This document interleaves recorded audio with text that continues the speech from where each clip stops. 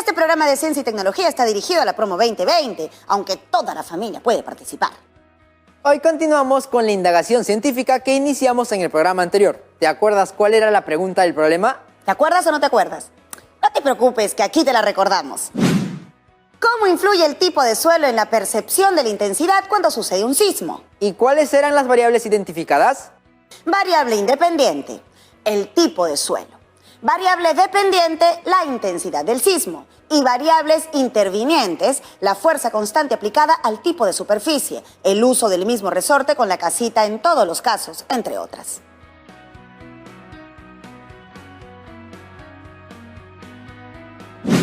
Finalmente, ¿cuál era nuestra hipótesis? Que la intensidad de los sismos se percibe de diferente manera de acuerdo al tipo de suelo donde se producen. Por lo tanto, el objetivo de la indagación es demostrar que la percepción de la intensidad depende del tipo de suelo.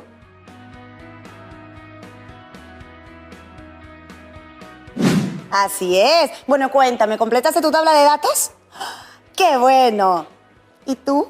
También, Steph, y ya quiero continuar para saber qué haremos. Entonces llamemos a la profesora Flor Guapaya en este momento. Hola, profe, ¿cómo está? Bienvenida, profesora. Un saludo muy especial a las chicas y chicos que nos están viendo en todo Perú. Deseo de corazón que ustedes también se encuentren bien de salud. ¿Se enteraron de algún sismo en estos días? No, yo no sentí ninguno. Yo tampoco, pero creo que sí hubo. Es probable que haya habido alguno. Recuerden que estamos en un país altamente sísmico. Lo que pasa es que muchas veces no lo sentimos porque son de baja intensidad o porque estamos alejados de la zona donde ocurren. ¿Y cómo podemos enterarnos de los sismos que ocurren en el país? El Instituto Geofísico del Perú, que es responsable del Centro Sismológico Nacional, emite reportes, boletines e informes sobre nuestra actividad sísmica. ¿Y cómo puede hacer eso? Haciendo uso de la tecnología. ¿Quieren conocer más sobre lo que hace el Centro Sismológico Nacional? Por supuesto. ¡Qué bueno! Porque hablaremos de eso más adelante. El propósito de la actividad de hoy es indagar sobre cómo las propiedades de los suelos influyen en la percepción de la intensidad de los sismos y argumentar sobre cómo la ciencia y la tecnología influyen en la prevención y gestión de riesgos ante los sismos. Y tu reto para hoy será elaborar tu informe de indagación sobre cómo las propiedades de los suelos influyen en la percepción de la intensidad de los sismos y aportar acciones a tu plan familiar basados en la ciencia y la tecnología para ponerlos en práctica y mitigar los riesgos ante los sismos. Sí, tenemos que estar preparados y saber cómo actuar frente a un sismo. Recordemos que pueden ocurrir en cualquier momento. Son fenómenos que no se predicen. Empecemos, profesora. Ya deben haber organizado su primer avance del informe de indagación en su portafolio de evidencias de aprendizaje, ¿verdad?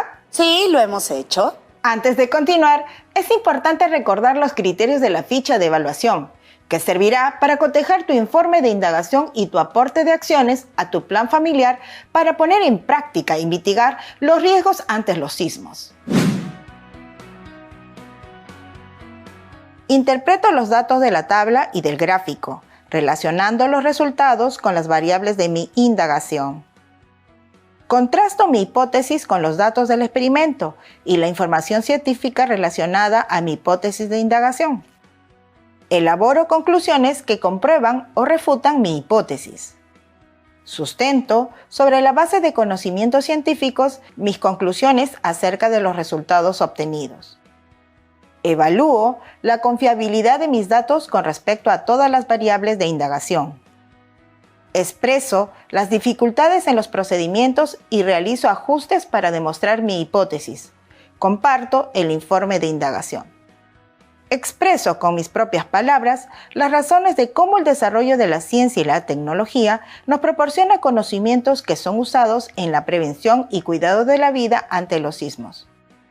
Propongo acciones basadas en la ciencia y la tecnología para aportar al plan familiar de gestión del riesgo ante los sismos.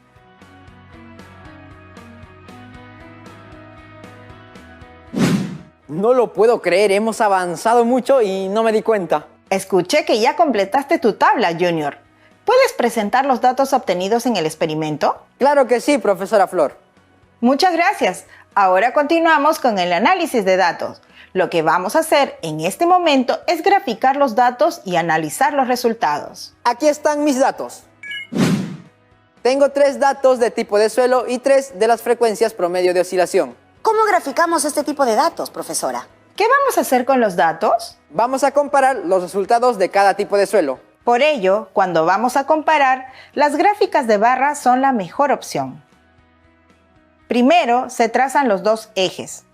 Lo pueden hacer en una hoja cuadriculada o en una hoja milimetrada. Luego, le ponen el nombre a cada eje.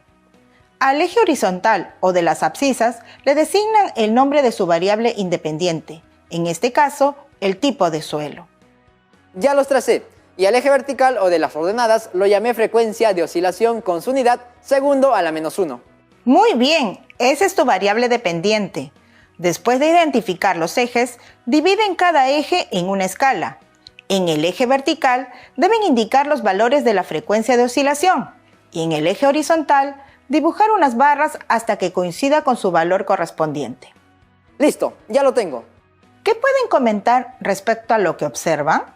Que en el tipo de suelo representado por el bloque de plástico, la casita tuvo mayor frecuencia de oscilación. Sí, luego le sigue el tipo de suelo representado por el bloque de madera y por último el tipo de suelo representado por el bloque de piedra, donde tuvo menor frecuencia de oscilación.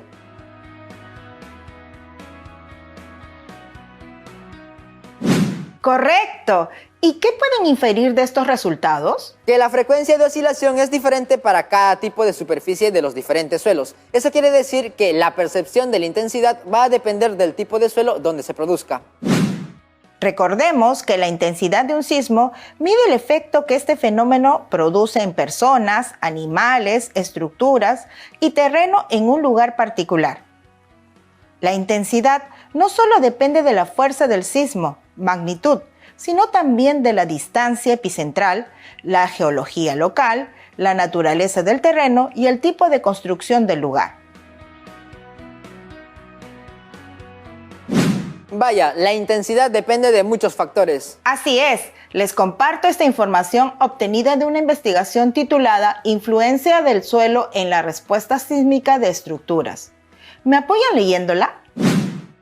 Claro, profesora. La respuesta sísmica de las edificaciones depende de las vibraciones del suelo y del diseño estructural de las mismas. En algunos casos se puede llegar a las ruinas de un edificio estructuralmente capaz de soportar un sismo debido a las condiciones particulares del suelo. Como hemos leído, el tipo de suelo influye en la intensidad del sismo. También es importante conocer el tipo de suelo donde se va a edificar una construcción. Entonces, una casa construida de un material diferente a otra puede verse afectada más a pesar de estar las dos casas sobre la misma superficie. Así es, en nuestro modelo de indagación se usó el mismo sistema para diferentes tipos de superficies, para poder observar su comportamiento, a pesar de que la intensidad depende de muchos factores. De los resultados obtenidos podemos decir que la percepción de la intensidad depende del tipo de suelo. Eso era lo que esperábamos. ¿Se acuerda de la hipótesis? Yo la recuerdo bien. La intensidad de los sismos se percibe de diferente manera de acuerdo al tipo de suelo donde se producen. Bien, entonces, ¿qué podemos decir? ¿La hipótesis es verdadera o falsa, de acuerdo a los resultados obtenidos? Es verdadera. Porque, según la gráfica, la frecuencia de oscilación es diferente para cada tipo de suelo. Por lo tanto, la intensidad de los sismos se percibe de diferente forma de acuerdo al tipo de suelo. Bien, empecemos a elaborar las conclusiones de nuestra indagación. ¿Quién empieza? Yo, profesora. De los resultados se observa que la casita sobre la superficie del bloque de plástico tuvo mayor frecuencia de oscilación. Osciló menos sobre la superficie del bloque de madera y menos aún sobre la superficie del bloque de piedra. Esto demuestra que la frecuencia de oscilación es diferente para cada tipo de superficie y que la percepción de la intensidad va a depender del tipo de suelo donde se produzca el sismo.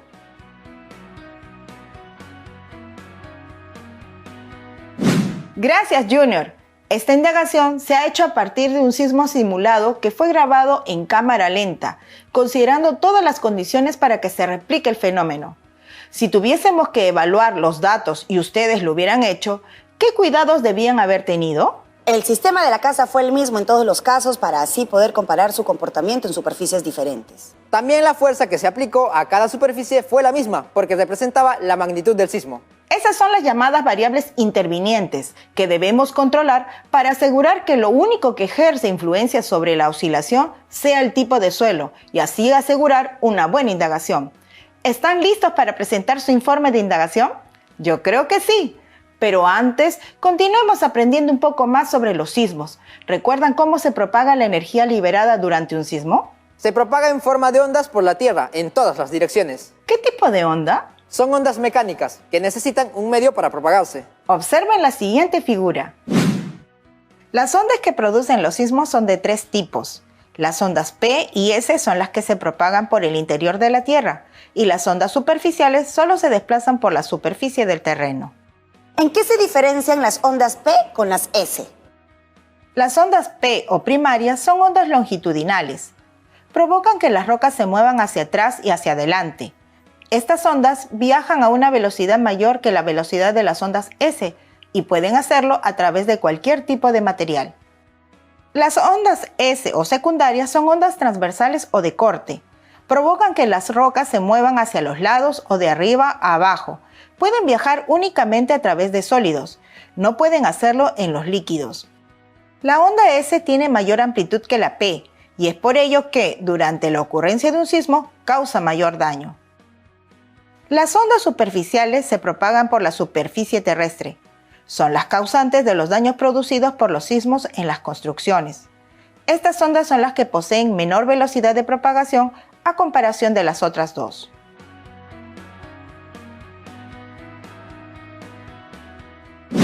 Estas son las ondas que al llegar a la superficie son registradas por las estaciones sísmicas y percibidas por la población y por las estructuras. Profesora, comentó al inicio del programa que el Centro Sismológico Nacional es el que se encarga de registrar estos datos y luego brinda la información a través de reportes y boletines. Sí, estos datos provienen en tiempo real de la Red Sísmica Nacional compuesta por sensores de velocidad, aceleración y GNSS, que significa Sistema Satélite de Navegación Global. ¿Qué es la Red Sísmica Nacional? La Red Sísmica Nacional está formada por un conjunto de estaciones distribuidas en el territorio nacional. También por un sistema de comunicaciones para enviar las señales de los sensores hasta los servidores centrales para su análisis y procesamiento. Profesora, ¿y cuál es la diferencia entre sensores de velocidad, de aceleración y GNSS. Ahora les explico. El sensor de velocidad es un instrumento que registra la velocidad del suelo en un variado rango de frecuencias. Los sensores son tan sensibles que registran sismos tan pequeños que son imperceptibles para las personas. Se encuentran instalados a nivel nacional para el monitoreo continuo de la actividad sísmica que ocurre en el país. Son parte de la red los sensores instalados en volcanes. Los sensores de aceleración o acelerómetros registran la aceleración del suelo en altas frecuencias y los movimientos de gran magnitud que ocurren a distancias cortas. Son de gran importancia para la geotecnia e ingeniería sismo-resistente, ya que los datos registrados se utilizan para investigar los efectos de los terremotos sobre las estructuras, generando información para mejorar las normas de construcción sismo-resistente. Por otro lado, los sensores GNSS son instrumentos cuyo funcionamiento se basa en el sistema de posicionamiento satelital. Son capaces de medir la posición de un lugar varias veces por segundo con una precisión que fluctúa entre milímetros y unos pocos centímetros. Obtienen registros de desplazamientos permanentes y del movimiento producido por el paso de ondas sísmicas provenientes de grandes terremotos. Estos sensores pueden ser fijos o como puntos de control de deformación, distribuidos a nivel nacional. Son parte de la red los sensores instalados en volcanes. ¡Qué interesante, profesora! Ocurridos los sismos, se procede al análisis de las señales sísmicas registradas y al cálculo de los parámetros del hipocentro, que son fecha, tiempo, origen, coordenadas del epicentro, profundidad del foco, magnitud e intensidades sísmicas. Me imagino que esta información se le envían a todo el Perú. La información es enviada a la Dirección de Hidrografía de la Marina de Guerra del Perú para que dé alarma en caso de ocurrir un tsunami y al Instituto Nacional de Defensa Civil para fines de mitigación de posibles daños. Son varias las instituciones que están conectadas cuando sucede un sismo. Así es. Y por lo que vemos, la tecnología es fundamental para poder monitorear el comportamiento del suelo y poder tomar medidas de precaución. Efectivamente, sabemos que nuestro país tiene diversidad de suelos. Ya conocemos la tecnología que se emplea en monitorear su comportamiento y con los resultados de nuestra indagación podemos argumentar algunas acciones y elaborar nuestro plan familiar y ponerlo en práctica y mitigar los riesgos ante los sismos. Así estaremos preparados y sabremos cómo actuar frente a un sismo. Observen el siguiente cuadro. Tiene 2 columnas. En una de ellas escribirán sus argumentos científicos y tecnológicos, y en la otra las propuestas de acción para mitigar los riesgos ante un sismo. A ver si entendí. Primero escribo un argumento. Voy a poner el resultado de nuestra indagación a manera de ejemplo. Sería: la percepción de la intensidad va a depender del tipo de suelo donde se produzca el sismo, porque la frecuencia de oscilación es diferente para cada tipo de superficie de suelo. Ahora, te haces la pregunta, ¿qué acción preventiva puedo tomar ante ese argumento? Podría ser identificar el tipo de suelo en el que se ha edificado o construido mi casa.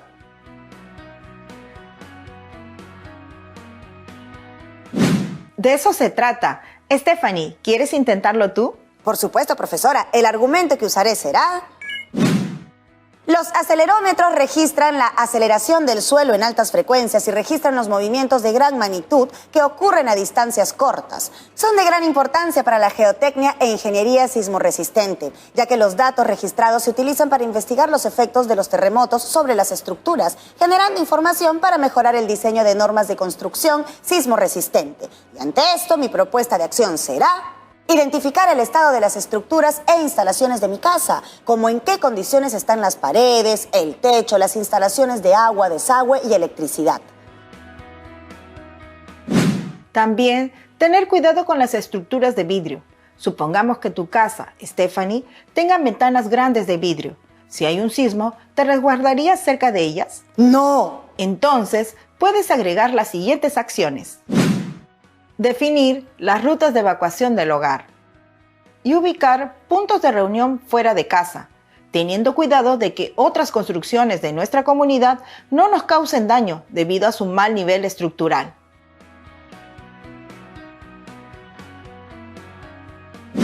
Recuerden que todas las acciones para mitigar el riesgo de un sismo deben basarse en los conocimientos científicos trabajados en la indagación.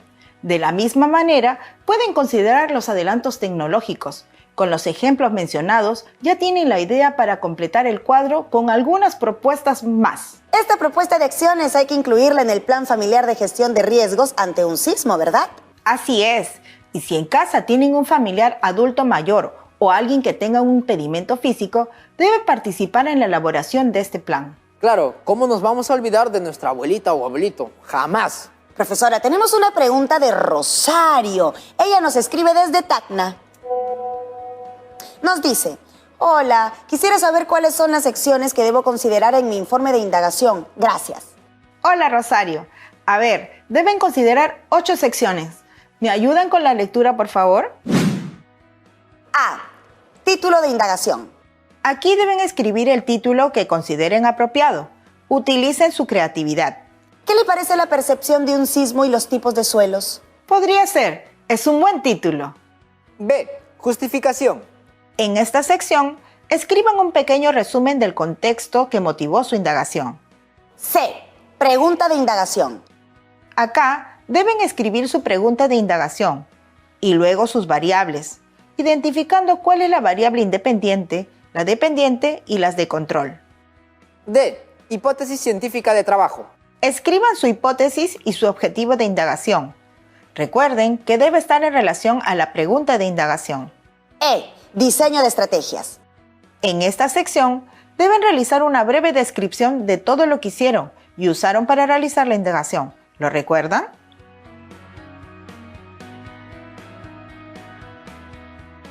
Sí, se tendrían que responder preguntas como: ¿cómo medimos la frecuencia de oscilación?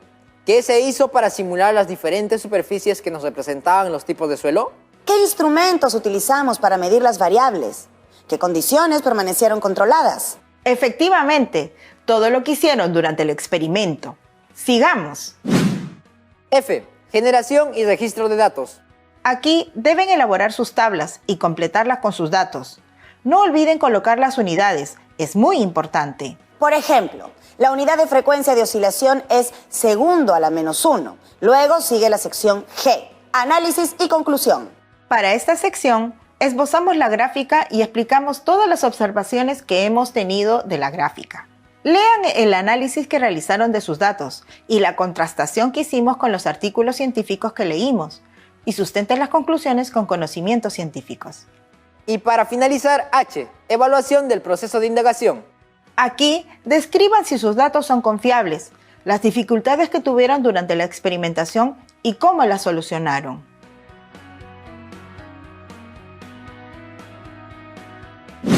¿Podrían mencionar alguna posible dificultad? Si se hubieran usado diferentes sistemas para representar la casa, O si la fuerza de perturbación hubiera sido diferente.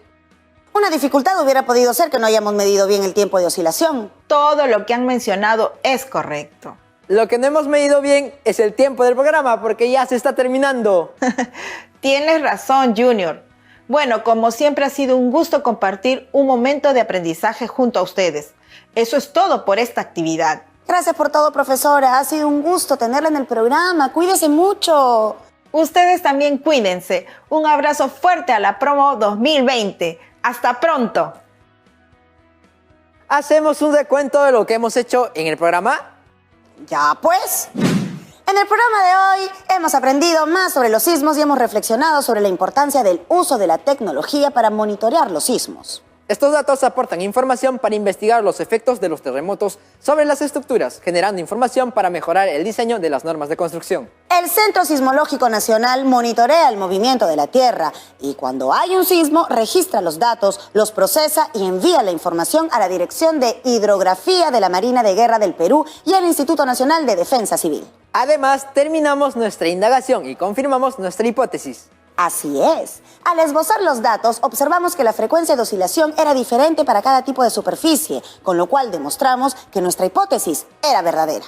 Luego sustentamos las conclusiones y finalmente, gracias a Rosario, recordamos la forma de comunicar la indagación en un informe.